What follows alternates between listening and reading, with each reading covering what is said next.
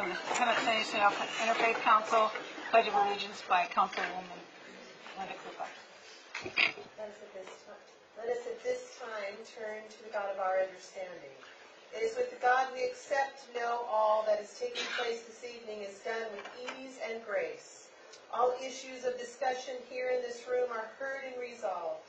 And as I accept and know that this city council thrives in the consciousness of abundance and prosperity, it is to this I know it is done in through and divine presence that is within each one of us. I know we are truly grateful for all of this and so much more as the work begins in and through love. Amen.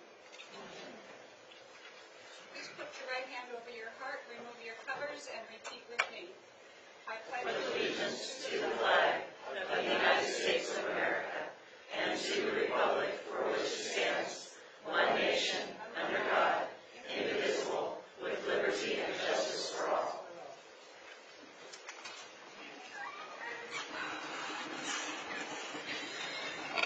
Okay, we'll go back to the work study item we were unable to finish. Work study item number 2, overview of proposed 2019-20 annual operating budget by Interim City Manager Lopez. Thank you, Mayor. So as I was mentioning, the first item that is on there, we have about 19 vacancies as of today in the police department on the general fund side. So we anticipate hiring 10 officers, resulting in 9 vacancies. As I mentioned, one of the things that is incorporated in the budget is this budget assumes that every position is filled come July 1, 2019. And so we know that that's not the case, or we know that that's not going to be our reality. So we've had some honest and real discussions with our police chief about what's the anticipated number of personnel that we will hire in PD, and we anticipate having 10 officers on board. As I mentioned, even though we may have retirements, we'll have individuals that leave to other agencies, individuals that don't meet probation, make probation, and so that will have an impact on the net positions that we add. So although it's 19 vacancies as of today, that's not to say that we may have 20 vacancies tomorrow, 20 vacancies next week. It's just a constant fluctuating number. The elimination of $530,000 for equipment replacement in fiscal year 1920. And then finally, use of $1.2 million of Measure U funding to offset costs in the general fund. And I did mention that some of those for public safety, police, and fire.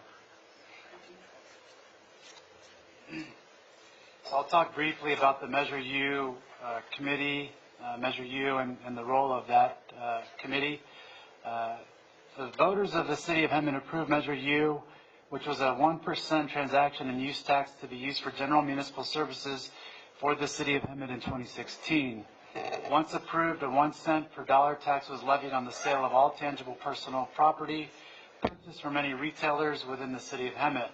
Proceeds of the tax were to be deposited in the city's general fund and subject to the same independent annual audit as other general fund revenue. So as our auditor was talking about the general fund revenues that we in his presentation, that is lumped into all general fund revenues as you heard. The primary role of the Measure U Oversight Committee is summarized in the middle section. The Citizens Oversight Committee shall annually review and report on 1, the city's proposed and actual expenditure of proceeds generated by the transaction and use tax, and 2, the independent annual audit required under this article. The committee's report shall be submitted to the City Council for review and discussion at a noticed public meeting of the City Council and shall be made available to the public at least 5 business days prior to such public meeting. And as I mentioned earlier, the Measure U report is included in your agenda backup.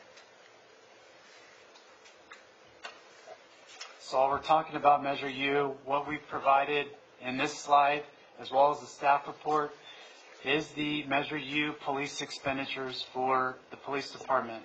You can see that approximately $6 million are from ongoing costs from previous years. So that's personnel, that's some of those other costs that were brought on as a result of Measure U that we will continue to experience as a result of the personnel staying on board with the City of Hemet. This year we will also be adding 2 community service officers. We will be incorporating 3 new vehicle requests It's approximately $198,000. And we're adding 2 public safety operators, approximately $157,000. And PD is adding an IT technician at approximately total cost of $124,000. So the total expenditures, including the ongoing expenses, not the capital costs, includes $6.6 million for PD. There is an allocation that we've included that includes some other items too. That includes about $134,000 from software upgrades and approximately $1.3 million for the radio system replacement. Those items that I've included there will utilize remaining fund balance for Measure U to take care of those items.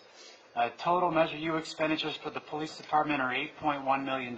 So what I've done is I've added the $6.6 million plus the $1.5 million to get us that $8.1 million. Later on in a couple subsequent slides, I'll include the $1.2 million so that the council can see what the total Measure U allocation is for this fiscal year. On that same vein, we've included the Measure U Fire Department expenditures. They have approximately $2.2 million of ongoing costs from previous years. Again, personnel-related expenses as well as ongoing costs from previous years. A $60,000 allocation for the West Covina CAD and RMS agreement. 1 public safety call taker will be added. 1 fire apparatus type 1 engine company, $200,000. $60,000 for personal protective equipment or PPE. $400,000 for self-contained breathing apparatus for a total of $3.0 million for expenditures on the Measure U side for the fire department. There is an allocation that is included here for fund balance expenditures, and that's approximately $600,000. We've talked about this item before. This is a very critical and crucial item. So the allocation for that, if the council elects to adopt this budget, not tonight, but in subsequent meetings, that allocation is there so that we can replace that system moving forward. The total Measure U expenditures for the fire department are $3.6 million.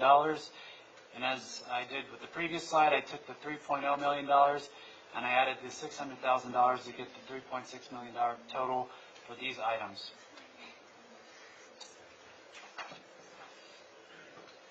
So when I add up the fire department and I add up the police department expenditures, they total $11.7 million for public safety expenses and only public safety expenses. So we've projected that based on the current expenditure trends for this fiscal year as well as our revenue trends for the remainder of this fiscal year, that at the end of this fiscal year, which is June 30th, 2019, that we anticipate having $10.5 million in Measure U fund balance available for the city. So as you can see, the 2 tables below, in fiscal year 17-18, the Measure U revenues that we collected were approximately $11.1 million. You can see that the actual expenditures for fiscal year 17-18 include, or actually total $5.3 million. So you can see that the difference between the actual revenues and the actual expenditures is primarily what's driving the increase in the fund balance for the Measure U fund. The table below takes into account the fiscal year 18-19, our current fiscal year, our actual revenues year to date, which are approximately $7.9 million, and actual expenditures for fiscal year 18-19 year to date, $6.1 million. So you can see that there is a savings in terms of the actual expenditures that we've experienced versus the revenues. And Lorena, she's got a few slides after this, but she can talk about the remaining revenues that we're yet to collect for fiscal year 18-19 if the council desires. When we presented these expenditures to the Measure U committee, I need to emphasize again that the committee, oversight committee, determined again in their letter that the expenditures meet the intentions of resolutions 4731 and 4703. Again, they recommend that the city use Measure U reserves to increase visibility of public safety operations. And then third, recommended that the city explore the use of midterm financing for capital purchases. And so you can see that PD and Fire have incorporated the entire estimated amount for the replacement of the radio system. Of course, if the city elected to finance that capital purchase, obviously that frees up some funding to be able to do some other things with that instead of tying up that entire allotment in 1 year. If you finance it, you will have the ability to lower that total or the beginning upfront cost that you just paid out over the course of a few years. So in addition to the planned expenditures shown on the previous slides, the proposed fiscal year 19-20 budget includes an allocation of $1.2 million to support the police and fire departments in the general fund based on direction provided by the City Council on 5/14/2019. So, as I stated, the Council did not want to utilize any sort of reserve, did not want to use any of its 20% reserve to balance and shore up that deficit. So we did not do that. That's why the allocation of $1.2 million of Measure U for public safety was included here. The $1.2 million allocation will be utilized to fund costs, including PERS increases, employee retention expenses, operation and maintenance costs, and overtime expenses that have grown over the course of the last few years. I should mention that on this item, we have included an allocation of overtime and comp time that wasn't included the proper amount over the course of the last few years. And so as a result of making the budget more accurate in terms of the actual line item expenditures in their operation, we've included those expenses. But obviously that adds an additional expense to our budget.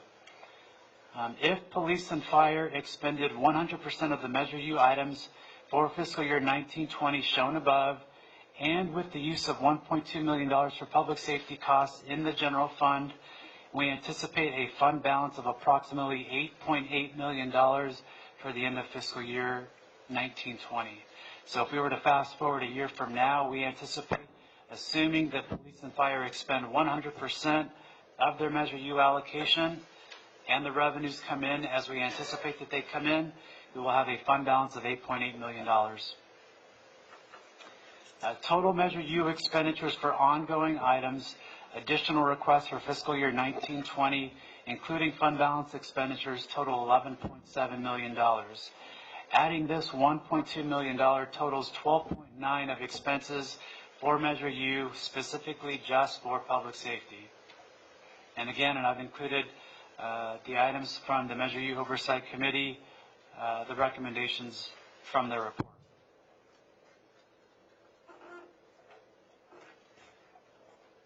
So with the use of the aforementioned items, we have been able to close the deficit and prepare a balanced budget and maintain a 20% reserve for the Mayor and City Council's review and discussion.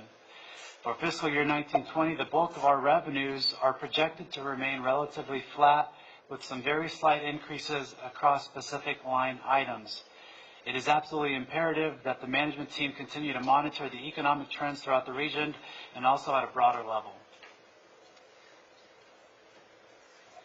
Some of the items that the management team will need to absolutely incorporate and move forward on in this fiscal year, we need to start modeling our expenditures for at least the next couple of years. We know that PERS is going to increase. We know that there are going to be increases in the MOUs. We need to be able to capture that so that we can look at least a couple years down the road to anticipate what we will expend and anticipate the revenues associated with funding those expenditures. So we need to be able to look at that over the course of, like I mentioned, 2 years. It seems we're year to year here. I would like to see us get out and start talking about what the potential future looks like and start talking about the things that need to be replaced, the things that need to be incorporated into the city to just bring us up to speed to the 21st century in a lot of our operations. This also dovetails with fiscal solvency as it relates to the general fund and Measure U.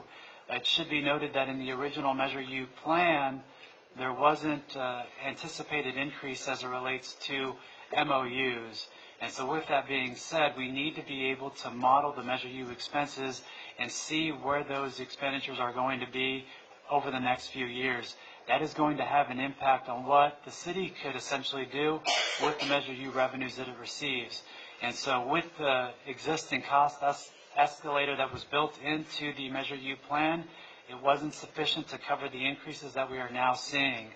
And so the PERS increases, those MOU increases, all those items need to be factored in so that we can provide a better glimpse for the council in terms of the upcoming items that we will need to mitigate to continue providing a balanced budget for the city of Hemet. One item that I did mention in the staff report, that if you look at the fiscal year 16-17 budget, which covers the point in time at which Measure U was adopted, you'll notice that the city needed to use reserves to balance the budget. So that in and of itself shows that expenditures outpaced revenues back in 2016. And so the concept related to any use of, whether it's, I talked about it before, unallocated fund balance above the 20%, that's really largely what's been able to keep the city maintaining its service levels. You will see that based on some of the difficult conversations that we had to have with the elimination of some of the vacant positions, that we're really attempting and making a hard effort to live within our means. And so that's really what we're talking about here.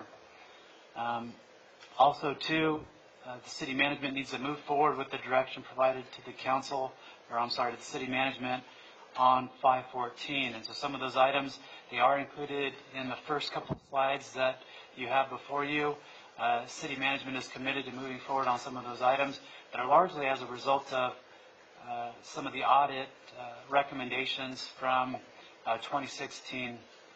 I should also note, too, that about 2 weeks ago, I flew up to Sacramento in the morning, had a meeting with the state audit folks in the afternoon, and flew back that evening. And so I had a chance to brief them on some of the updates that we've had over the course of the last couple of years. They are continuing to monitor what is going on in the city of Hemet. They're continuing to request information as it relates to updates. I do want to stress, and I can't stress this enough, that the state audit found absolutely no findings as it relates to any sort of fiscal improprieties or anything related to bad, illegal use of funding. The state audit did not find any of that. It was largely just as a result of the structural deficit here in the city of Hemet, some organizational efficiencies that are largely, again, incorporated in the tables that are before you in the presentation that I'm giving right now. So, again, I've made a commitment to the state audit folks that we will begin providing those updates to them, because again, they are interested in seeing what those updates are from the city of Hemet. So with that being said, I will hand it over to our finance director to give a little bit more information as it relates to revenues and expenditures, so that you have information that's a little bit more detail oriented about what we're seeing here at the city of Hemet.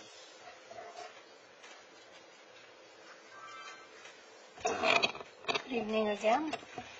General fund revenues, for the most part, you'll see that we're projecting that they will remain flat for the new year for 1920. We have no projected increases to sales tax. As a matter of fact, I projected a slight decrease of $200,000. One of the items that HDL mentioned the last time that we met with them last quarter is that sales are starting to slow down. Primarily, you're starting to see them in new vehicle sales. And new vehicle sales are an important part of our sales tax revenue. On the property tax side, again, no projected increases.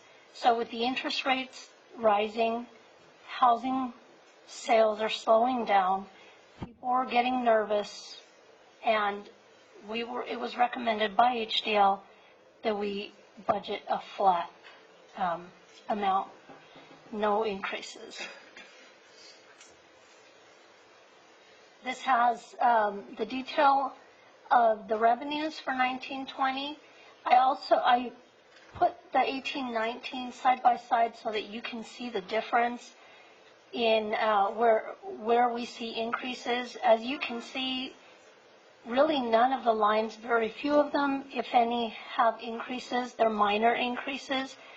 Where you see a difference, the $1.1 million increase is really coming from interfund transfers. So it's one-time monies that are being used to close the gap. As Chris stated earlier, it's using fund balances from equipment replacement. It's the operating transfer from water for the use of water in our parks, and another small balance that was left in an old fund that we no longer use for capital improvements. On the expenditure side, while we would like to think that those remain flat, there are a lot of things that are out of our control and have generated an increase of about $1.2 million in expenditures. This mostly is related to CalPERS rates increases. So CalPERS, when they send us our actuarial statements and tell us how much we're going to pay for the following year, they break it down into two parts. One is called normal cost. The other part is our annual contribution to pay down our unfunded liability. We have our unfunded liability amortized out over 20 years. For the current year, it's approximately $7 million. That is an increase of $144,000 over the prior year. And just like in prior years, we will prepay that amount. It will generate a small savings of about 3%, but this $144,000 is above and beyond that. So we took advantage of the discount last year. We're taking advantage of the discount in 1920, so the 144 is still an increase. On the normal cost side, normal cost is calculated as a percentage of salaries. And salaries and premium pay, so any education pay, things like that, are also PERSable. On the miscellaneous, we have two plans. One's for miscellaneous, one's for safety. On the miscellaneous plan, the normal cost increased 0.255%. Not a lot, but citywide, it's still an increase of $30,000. On the safety side, the increase was just under 1%, 0.982%. For theirs, again, not a lot, but still an increase, $168,000. So a total increase between unfunded and normal cost of about $342,000. Retiree medical costs also continue to rise, while we have seen increases we're expecting increases in our rates this year. You don't see a big jump this year, but that's primarily, if I compare our 18-19 projections to our current, where we are now, we have a lot of retirees that reached the Medicare age. We were able to move them to lower cost plans, and that's really kind of what saved us from a much bigger increase. And then the last portion of those increases are the public safety MOUs. There is a 2% base salary increase that is budgeted in there. It is part of their MOU. It's based on increase in Bradley Burns sales tax, and that is reflected in the numbers for the expenditures. For the non-general fund departments, revenues, again, mostly flat. The only fund that really sees an increase is gas tax, and it's not a significant increase. It's about $300,000. It's not related to the SB1 money. It is true gas tax money that will be used by the city to maintain our streets. The other funds are not seeing increases. Water and sewer funds are not projecting increases in revenues for a couple of reasons. At this point, we have no planned rate increases. We also, the city's water department or our jurisdiction for our water service is mainly in the core of the city, and most of it's built out. So even if we see some growth within our water area, it's not going to be significant, and so we don't project an increase in revenues. On the non-general fund expenditure side, the slight increases that you see in the departments are mainly due to the same reasons that you saw the increases on the general fund side. PERS costs, retiree medical, and for IT in particular, software maintenance costs. Every year, software maintenance programs, our contracts increase slightly, and we really have no choice but to absorb those or start over with a different program, which can be more expensive at times. On the water side, we are projecting a slight increase in costs, mainly to utilities, higher electrical costs, and delivery of our imported water. Those are the two main increases that you see. For the most part, all departments remain flat. That's all I have, and I will turn it back over to Chris.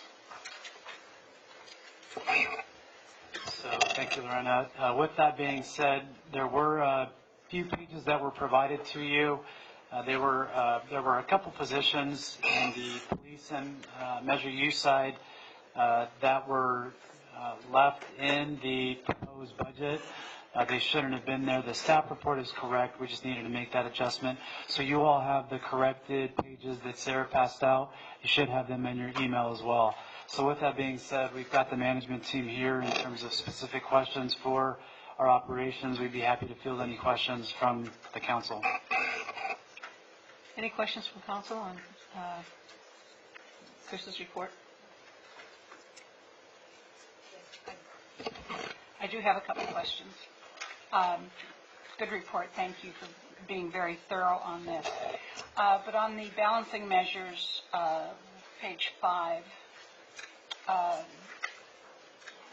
for the elimination of $530,000 for equipment replacement, is that the amount we would have funded equipment replacement for this year if we were on an even keel going forward? Yeah, that's correct. And It's not eliminating all of the funds in the equipment replacement, it's just utilizing the funds we would have put in there to balance the budget. that's correct. So that's just building up the balance to help create that amount so that we could essentially replace equipment in future years.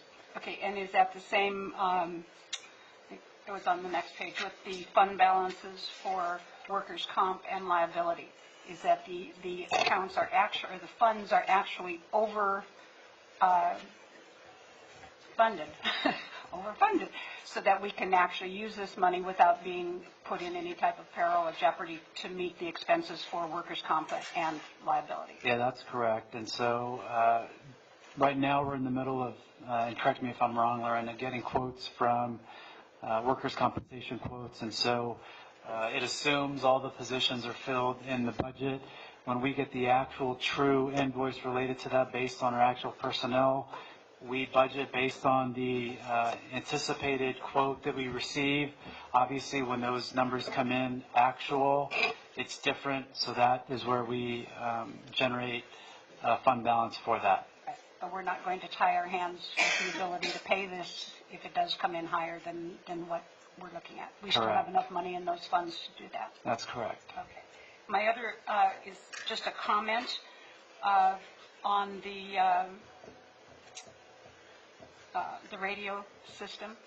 I know I personally would like to see what it would take to finance that for midterm financing instead of taking that money out, actual cash out of our accounts. Yeah, absolutely. And we've got both chiefs that are working on looking at that right now. And so we are working collectively, collaboratively on seeing what we can do on that, because obviously if you do that outright purchase at the very front of it, you're going to tie up all your funding there, and so you don't have the flexibility to do other things. So absolutely. Okay, that's all I have, and thank you. It's a very good presentation. Harvey, do you have a question? I have some comments also. Really good job on this, for sure. You and the staff. I think it's I go through and I read all the detail of this, and I think that, and I know it's graduation time, so all of our kids are getting bigger. My daughter's going to be a senior this year, but I'm reminded after going through this, and life happens quickly, but we have to be planning for the next generation of hematites. And my oldest is 19, and I think, us not using the reserves this year really sends a huge message to everyone. I mean, we're serious about cutting our costs, and I think you and the staff, it's painful. And you clearly were able to be very creative, all of you. We were able to be creative, and we really appreciate that.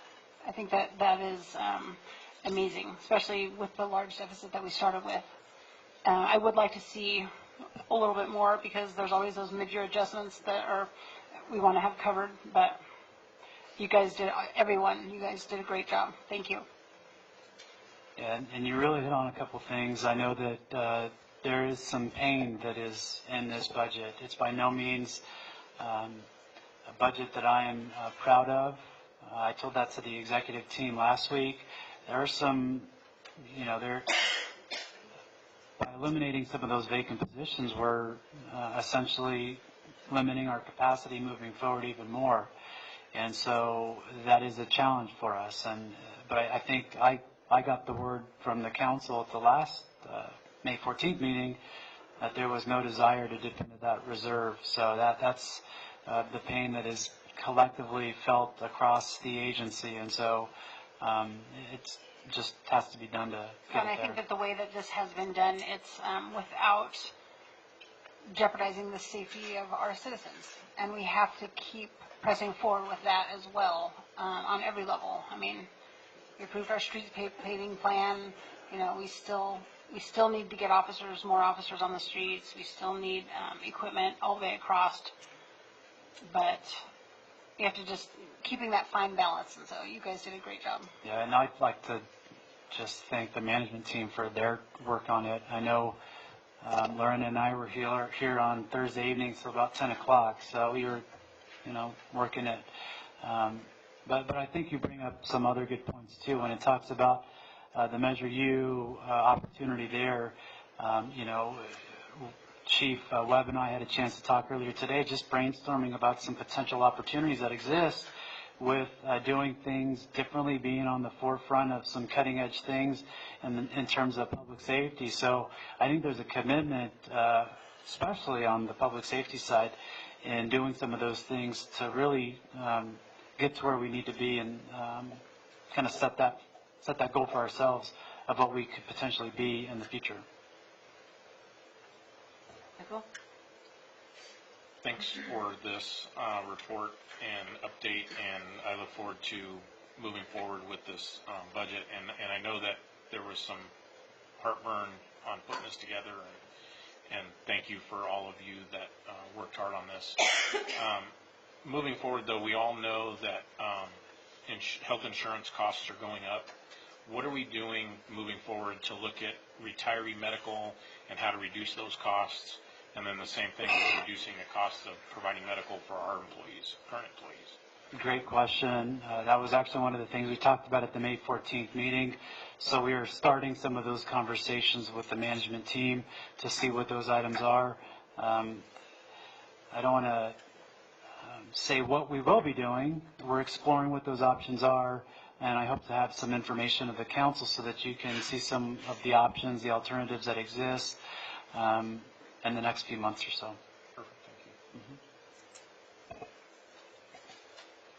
Well, I echo and reiterate the comments by my colleagues in appreciation for the collaboration that went into working on this budget. It's painful, but it's a healthy process that everyone participated in getting to this point where you were able to make this presentation of your recommendations. And I wholeheartedly agree with Carly's statement about the message that is sent to our constituents about protecting that 20% reserve. We heard tonight from the Plume report that Their recommendation is even 25%. And even though there was pain associated with this process and getting to this point, I have enough Pollyanna blood in my system that I like to think that this is a foundation that we can build on going forward, and we'll get there. What we had to do, it was painful, but we were basically prioritizing and putting things in the proper perspective that the community said that they wanted. When the surveys were done and the people said they wanted improvements in public safety, they wanted improvements in quality of life, I think that this is a statement moving towards what our community says they want. I know we've heard Michael say this many times, that we have to look downrange, and so not being able to do something this year with economic development is a big disappointment, but it'll come. I think once we address the priority issues as the community has identified. But long-term sustainability has to come through economic development, and I know I'm preaching to the choir when I say that, but I really do appreciate the work that went into this and what it represents to all of the staff and to the community. I do have one detailed question. In the Measure U police expenditure slide that you had, just want to clarify, you have two public safety operators. We're talking about dispatchers? That's correct. And when we're looking at that, are we looking on the broader perspective of public safety dispatchers that can cross over between doing police dispatching versus the ultimate goal of emergency medical dispatch? So I'm getting the head nods from both chiefs. So yes, That's what we're looking Chief for. Right? Chief Brown, more than welcome to come up.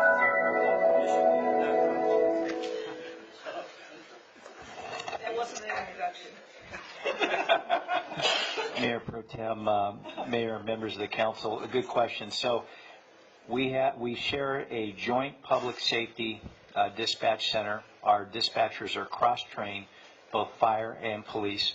Primarily, they've been focused law-centric. We're moving a big train to go to EMD. Emergency medical dispatch is an important component of that. That's one additional responsibility that they're going to be trained on, that we're working towards with a goal to have that implemented the beginning of this next year. But they're multi-talented. They're tasked in a wide variety. We're one of the very few centers that task our dispatchers to do two disciplines. And most dispatch centers that handle the call volume that we do either focus strictly on law or strictly on fire. We have very talented professionals that do both. So our focus right now, we have two categories, our dispatcher and our call takers. And that's tied into our EMD efforts, providing kind of a ladder, if you will, for dispatchers, entry-level dispatchers to augment our current staff. That's our goal, and that's what we're working towards. Did that answer your question? Yes. Okay, thank you. Thank you. I also want to add to, I know that Chief Webb made a comment probably about a month ago where he went to an award ceremony, and people are just shocked. Agencies are just shocked at our team's ability to relay calls out to the staff out in the field. And so we're really proud of our dispatch team and their ability to, handle those types of situations that are obviously nerve-wracking for most anybody. I certainly agree with the remarks of my colleagues. This has been a long process for staff, and their abilities to do what they did this year, once again, is to be admired. And this is such a painful process for everybody involved.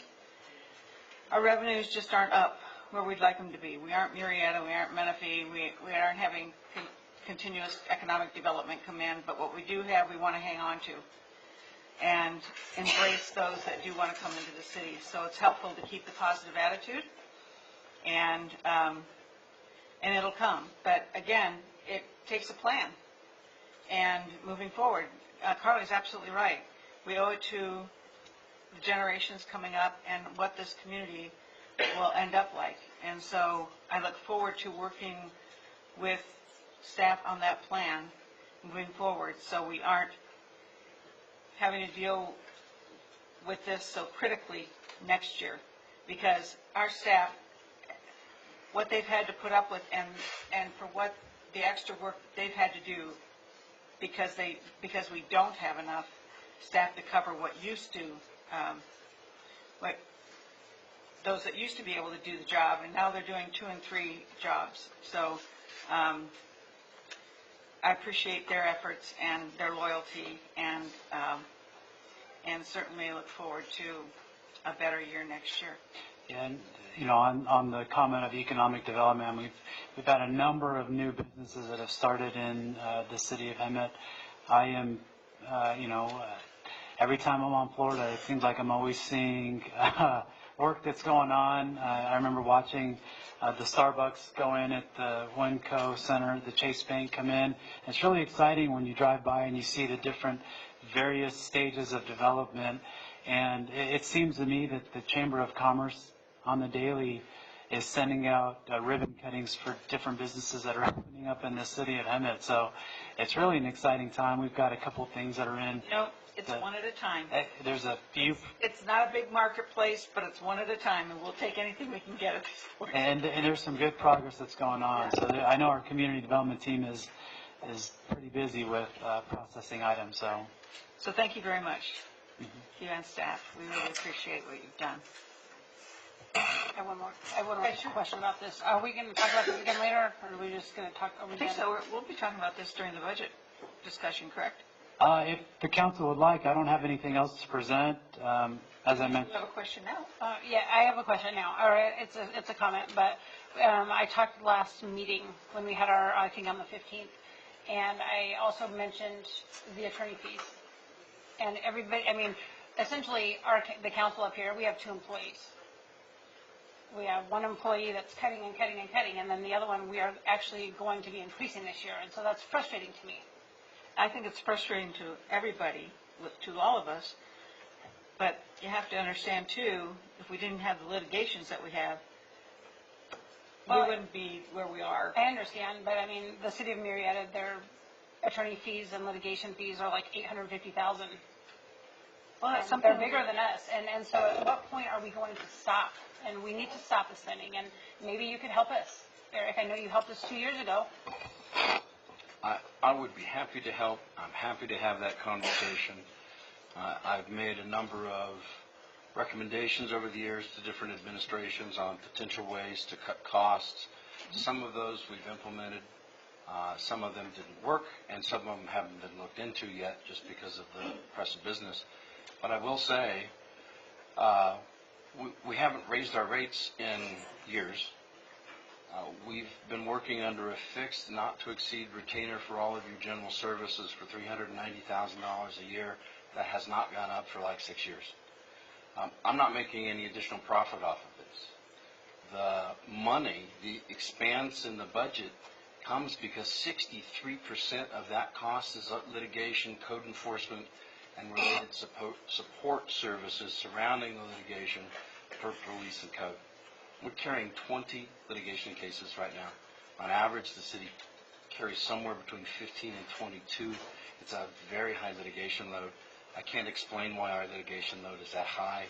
If we could lower our litigation load, we would be much better off. I just think as a council, we should look at options. I mean, maybe we need a litigation attorney that works for code enforcement or works for the police department. I mean, in-house or something. There are so many options that can raise, but we're going to hit 1.5. We're going to be 1.5 million this year. And so we're not even budgeting enough for next year. And we're not making any changes, and everybody else has to tighten their belt, and I think that we need to figure out how to make some changes. We have to make sure that people don't think the city has deep pockets, because we don't. Well, we make them, I mean, we're a laughing stock. We're a laughing stock. I mean, people laugh at our attorney fees. We have to make a change. We have to make a change. And it's hard. Everybody else had to shed some tears over it, and we've got to do something. We can't just let it go, and as a matter of fact, we're increasing it this year. We're not even cutting. We're not even staying the same. So, I mean, I know you and I had conversations about it when I was first elected. There are options. We're not stuck. We're in charge of here. Could I suggest that the city attorney and city manager sit down and discuss some of the options that have been brought forward in prior years to see if maybe they will work at reducing some of our costs for this coming year? I'd be more than happy to do that. We'll start there. Okay, thank you. Mike, did you have another question or comment? In line with that, I think there needs to be some discussion on how to mitigate for lawsuits that we're involved in. There needs to be a plan to reduce that litigation cost. Okay, Sarah, was anybody that wanted to speak on this item? Yes, Pat Gregory.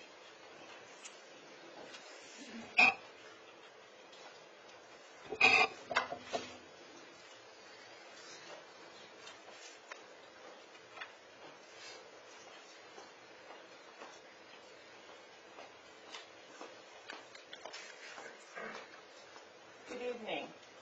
I'd like to put a reality check on all this information that I've listened to for the last 2 hours.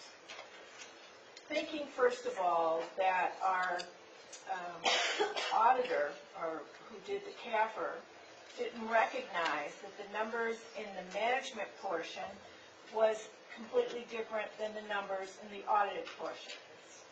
If there were mistakes or whatever, that's fine.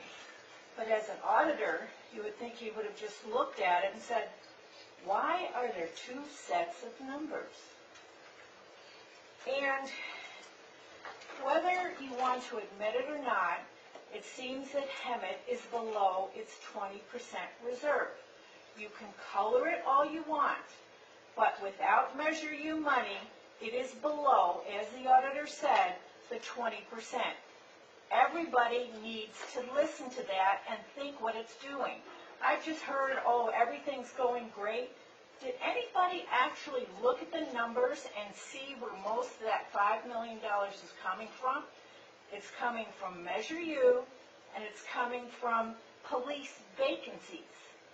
Now, personally, I voted for Measure U, and I was happy to do so. But I hear now that Measure U is, I don't even know where it stands. A couple months ago, there was a huge $4 million that nobody was going to spend, and they were going to put it in this fund, so at the end of 10 years, they'd have more money. I look at the budget, it's all being spent. How did that change?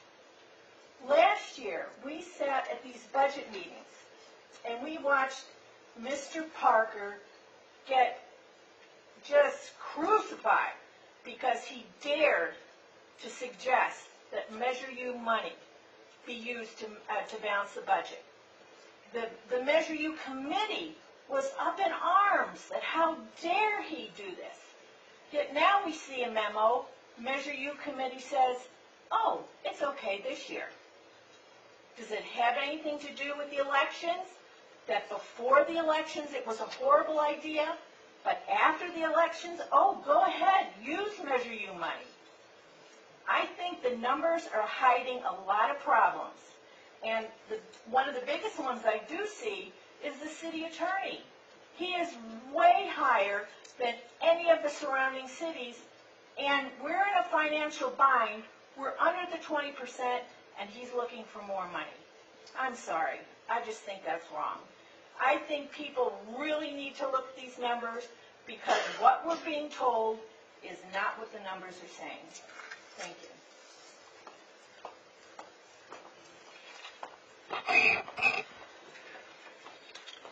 Okay, so we obviously are going to go into, if there's any other comments or questions? Okay, thank you, Chris. Thank you. Good job. We obviously don't have a closed session report of any kind. We'll be doing that at the end of the council meeting. We'll go on to city council business. Items that are expected to be routine in nature, they may be acted upon by the city council at one time without discussion, Any council member, staff member, or citizen may request removal of an item. Are there any members of the public that would like to pull a receive and file item? No. Staff or city council? Okay. Wait, motion to approve the receive and file. Receive and file. Second. Mike and us. Please vote. And that passes 5-0. Next, we go on to the consent calendar. Again, are there any members of the public? Yes, I have members that would like to pull 6 and 7. Okay. And any staff or city council? 15. 11.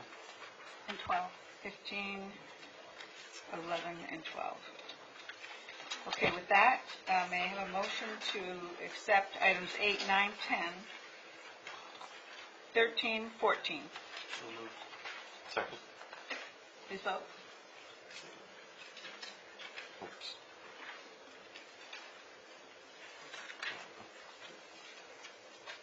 That passes 5-0. Moving on to item number 6. Recommendation for reappointment of Lori Van Arsdale to the Planning Commission. I have 2 members that would like to speak on that, Pat Gregory and Mary Ann Darrell.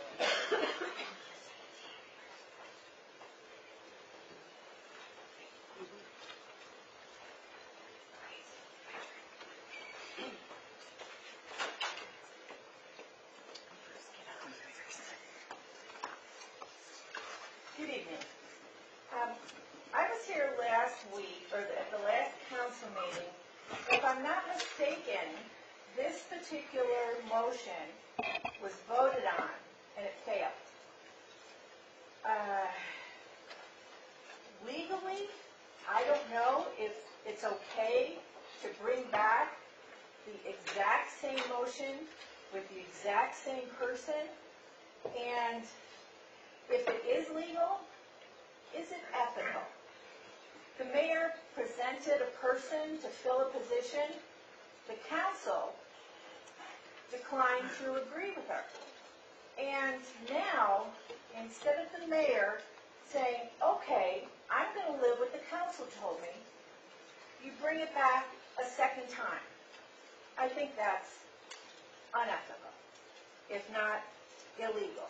And we have our $1.3 million attorney, and I'm guessing he would be able to tell us if it was illegal. But what I'm seeing here in Hemet, and it's driving me crazy, I think of the definition of insanity. It's doing the same thing over and over and expecting different results. Ms. Van Arsdale, I'm sure, has done a lot for this city, but enough already. There are other people who would like to come in and try and volunteer for this position. I think last year or this past summer, spring, I volunteered at the Ramona Bowl, a beautiful jewel that Hemet has. And it's decrepit. I was shocked. And who is the president? It's Ms. Van Arsdale. I also look at downtown Hemet, which is supposed to be a jewel for Hemet. And this is a jewel that has been managed or she's been involved in it for years. And we've got buildings that are falling apart. Come on, people. You try and look at something different. We have to try different things. There have to be different people, not the same old cronies, not the same old people who've been here for a million years, not the same people who vote for a deficit budget for 8 years in a row. We need change. Hemet needs change. I don't think this motion should go forward. Thank you.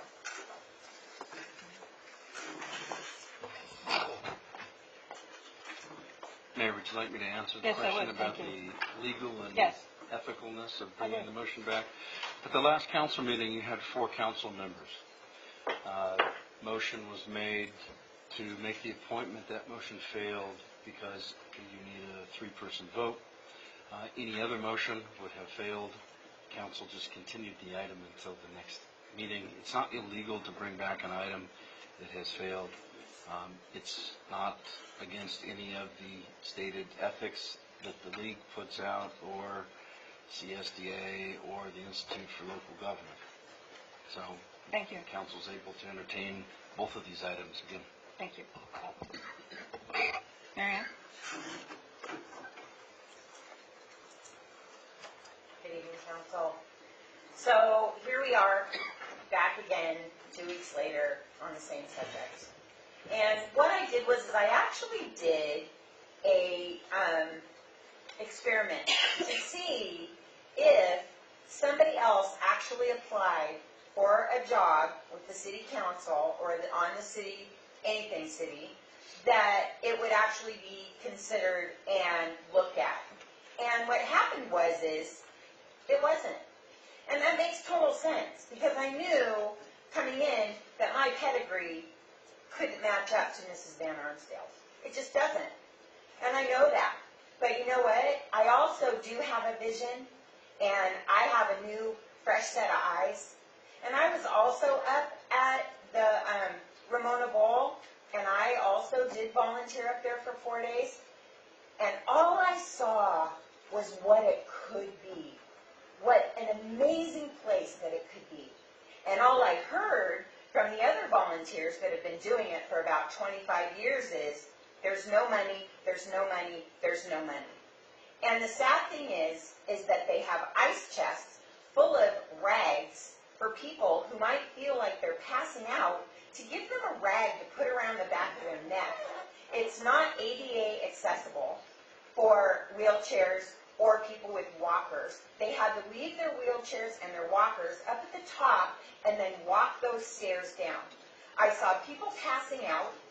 I saw people having to leave early because it was You're off the hot. subject. Would you I'm stick to sorry. the subject? So what is happening is that coming back to the Planning Commission, what has happened with the Planning Commission? And I've gone to a few Planning Commission meetings, and I've seen business done at 7 o'clock at night.